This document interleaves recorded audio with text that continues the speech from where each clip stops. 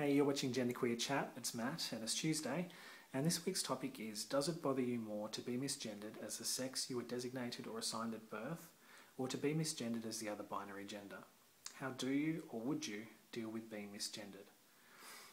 I've tried to record this one a few times now, and each time I've done it, I watched it back and it's been about 13.5 minutes of absolute garbage. So I'm trying again, and hopefully we'll make something that is more succinct and to the point. So bear with me. What bothers me more, being misgendered as male or female? Realistically, I've only ever been misgendered as female on one occasion. It was when I was in Subway, I think, and the person who was serving me was looking down and they referred to me as ma'am, and then when they looked up they realised I wasn't exactly ma'am material, and it was a little bit awkward and embarrassing, mainly for them. But it gave me a bit of a buzz, and that's the one and only time I've ever legitimately been misgendered as female. I get misgendered as male on a daily basis, however, and that's due to the fact that I do generally present and conduct myself and express myself, at least in a physical, superficial capacity, as what most people would consider, based on their narrow societal expectations, as being male. So most people are going to look at me and view me as male. I'm not very ambiguous, I'm not very androgynous, as far as superficial external presentation goes. So the majority of the time I'm going to be misgendered as male.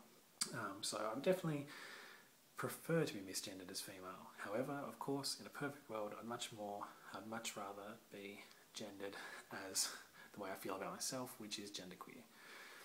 Fact is, though, that of course people in society in this day and age don't exactly have the language or the knowledge or the awareness, and unless I put it out there and challenge it and educate people, then how can I expect to be gendered as anything else other than male?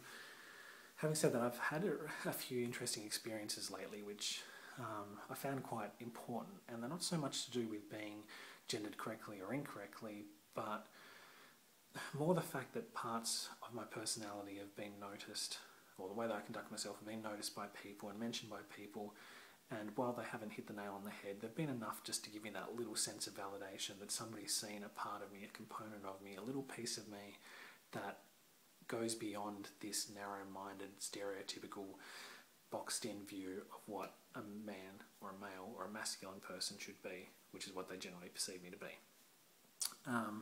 So with my closest friends, who I'm out to as genderqueer, and they generally try their best to respect and appreciate my identity, and while they still use male pronouns most of the time, and I still use male pronouns most of the time,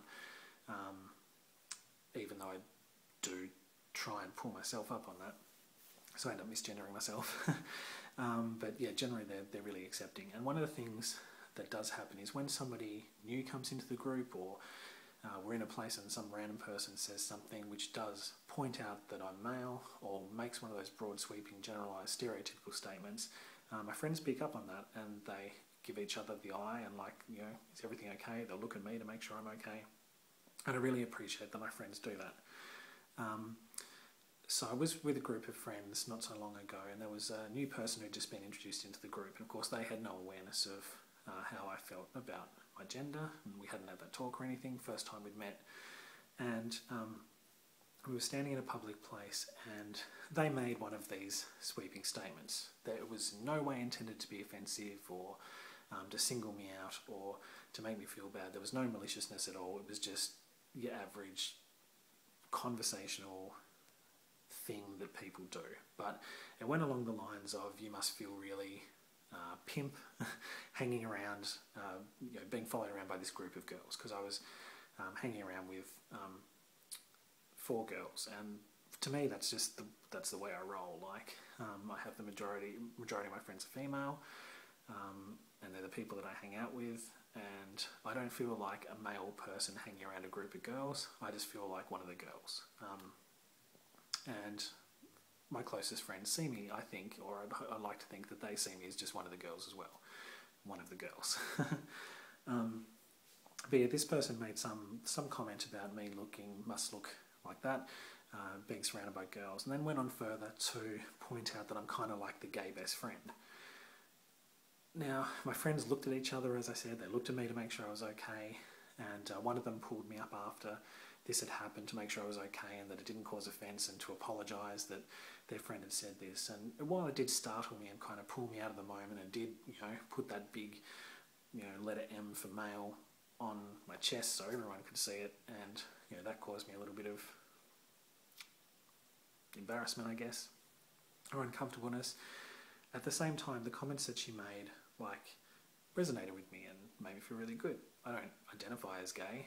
I'm not the gay best friend, but the fact that this person, in meeting me for the first time, was insightful enough to realise that even though they were putting me in this narrow male box, there was something about me, a part of my personality, a part of what I was doing, a part of my social experience that was out of the norm, slightly maybe left of centre of that narrow view, and she interpreted that as me being the gay best friend, and that, I guess, made me feel kind of special. Once again, it's not gendering me correctly, it's not gendering me as anything other than male, but it is pointing out that they identify that there's a part of me that's a little bit genderqueer. They don't know the words, they don't really know what they're referring to or what they're seeing, but they have acknowledged it.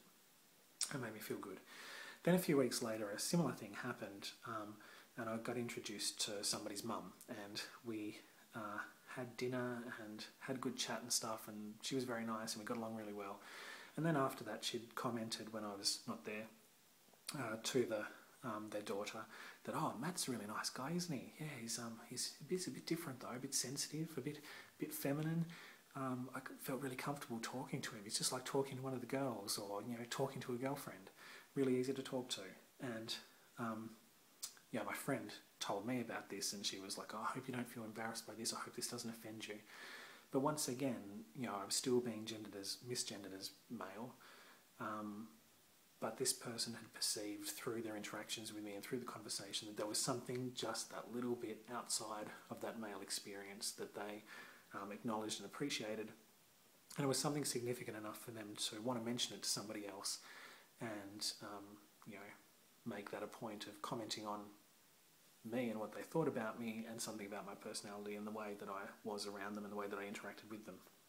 And once again, that made me feel really special. So yeah, I find it interesting that people, while I'm going to get misgendered all the time, and until I do something about that and stand up and tell people otherwise, it's just going to continue to happen, and that will probably still continue to happen. But it is nice that I do get that little bit of acknowledgement that there's something up with my gender, that I'm not, even though I may present it and people may assume that I'm this male stereotype, that just by interacting with them and them getting to know me, that it's clear to them that that's not the whole story, the whole picture, and that makes me feel really good.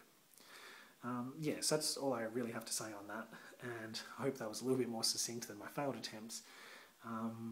But, oh yeah, if you might have seen a couple of weeks ago, we put out a video, or Ricky recorded a video, requesting auditions for subs. We desperately need people on here on GenderqueerChat. You might have noticed we've been a little bit light on the last few weeks.